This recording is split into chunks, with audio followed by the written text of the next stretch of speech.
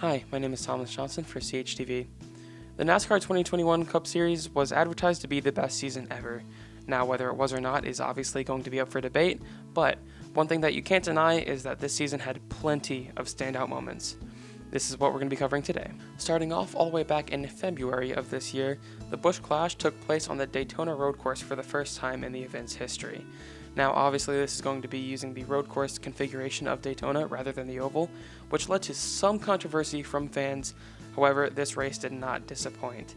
There was action on the track up until the last corner on the last lap, where Ryan Blaney and Chase Elliott, who also happen to be very good friends off the track, came together when fighting for the lead and wrecked out, letting Kyle Busch through to take the win.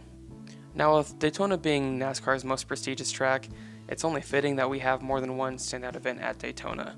The second one came at the 2021 Daytona 500.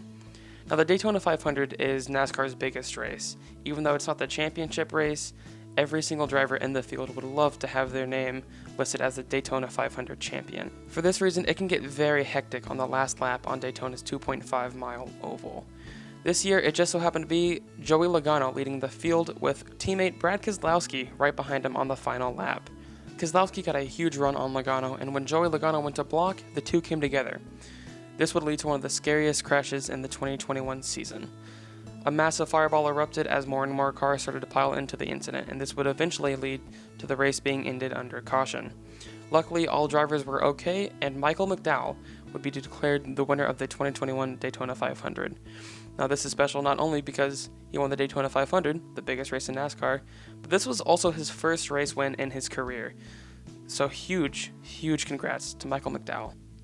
And we are still not done with Daytona, as the third major event of the season takes place back on the Daytona road course. Now, although this race wasn't as interesting as the Busch Clash was, it still had a surprise winner, that winner being Christopher Bell. And this win was absolutely huge for Bell as he was proving himself to Joe Gibbs Racing, one of the top teams in NASCAR. And he did that by winning in his only second start with the team. The fourth major event would be Kyle Larson winning in Las Vegas. Now, this is important for two reasons. One, this was his first win for Hendrick Motorsports, who also happens to be a top-tier NASCAR Cup Series team. Second, this would begin to show the team's speed for the rest of the season. Moving forward a couple of weeks, the next major event of the season would be the Bristol Dirt Race. Now, this is important because this is the first time modern NASCAR Cup Series cars have been on a dirt track. And unfortunately, it was met with mixed reviews by fans and is something that NASCAR hopes to improve for the 2022 season. The sixth major event of the season would be Alex Bowman scoring his first victory in the number 48 car at Richmond. Now, this is important because over the offseason, longtime NASCAR driver and 7-time champion Jimmie Johnson moved out of the car to go over to IndyCar. Alex Bowman was put into the number 48, and it was great to see that he can meet expectations and still put the car in victory lane. After Alex Bowman's win at Richmond, the NASCAR Cup Series became less chaotic for about a month or two until we reached the Indianapolis road course race. Now, up until the last final 20 laps or so, the race had been going very well. It was a good race, but there were mounting concerns about a certain curb on the track that seemed to be popping up off of the racing surface. After a brief caution, a restart took place. Now, on restarts, you're going to have 40 stock cars that weigh 3,400 pounds going 130 miles an hour over this curb. Obviously, that leads to a lot of stress. So what happened as the field went over the curb for the first lap of the restart, bits could be seen flying out. Nobody really knew what it was. There was no true cause for concern. The field came back around for the second lap of the restart, and then all of a sudden, William Byron went skidding off into the tire barrier. At first, it seemed as if William Byron was the only driver involved. That was until the TV cameras panned back to the track. There was complete chaos. Dozens of cars went skidding off into the grass and the tire barriers. Luckily, all the drivers were okay. Shortly after the wreck, the track threw the red flag to have everybody stop so they could remove the broken curb. After they did that, the race resumed as normal and AJ Allmendinger would go on to win the race. The next major event of the 2021 season, and my personal favorite, would be Bubba Wallace's win at Talladega. Now, this is important on so many levels. One of those being that Bubba Wallace is the only current African American NASCAR Cup Series driver. On top of this, The last African American to win a NASCAR Cup Series race was Wendell Scott, and that was almost 58 years ago. On top of all this was Bubba Wallace's first NASCAR Cup Series win.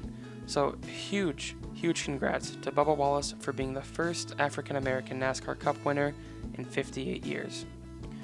And we have reached our final major event of the 2021 season, that being the championship race in Phoenix.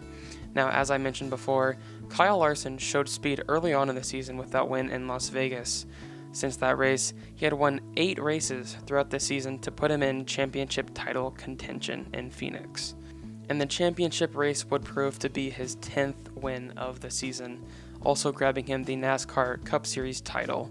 Congratulations to Kyle Larson for being the 2021 NASCAR Cup Series champion. And now that we have gone over the major events of the 2021 season, I would like to take a couple seconds to talk about how my favorite driver did this year. Let me get into something a little bit more appropriate. Yep, that's a lot better. Alex Bowman had a great season in the number 48 car. By racking up 4 wins throughout the season, I think he is more than worthy of driving that number 48 car, which Jimmy Johnson drove for so many years, getting those 7 championships.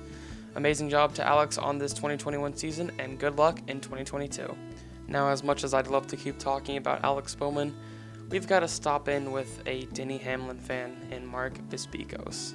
Denny Hamlin, being Denny Hamlin and an absolute legend that he is, was able to keep it mostly consistent throughout the entire year. And my colleagues over here are disagreeing with me, and they're simply incorrect. He's a Bowman fan. The thing is, Denny Hamlin is the GOAT. He's the best, and Kyle Larson sucks. He got saved by his pit crew on the championship race. We all know that. And Denny Hamlin, going back to Denny Hamlin, he just clutched up literally every race. He was just so consistent throughout the entire season, got a ton of points. He got into the playoffs based on points. Now it's playoff time, and you had Denny Hamlin, and then a lot of the 15 other racers, not including Denny Hamlin. You're racing, have around the 16. He wins his first race at Darlington, and then he just was amazing throughout the entire playoffs. Made it through the round of 16, 8, and then made it to the championship round. And then he was set to take the leader. I think it was either Martin Truex or Denny Hamlin set the leader, and then Kyle Larson got saved by his pit crew. And then, of course, Kyle Larson won the race because it's just Kyle Larson. And I don't like him. He's Hendricks Motorsports, Joe Gibbs all the way, we all know. So, yeah, that's my thing on Denny Hamlin, and he has really nice PJs. Yeah, thanks for that speech, Mark. Let me know when Denny gets a championship.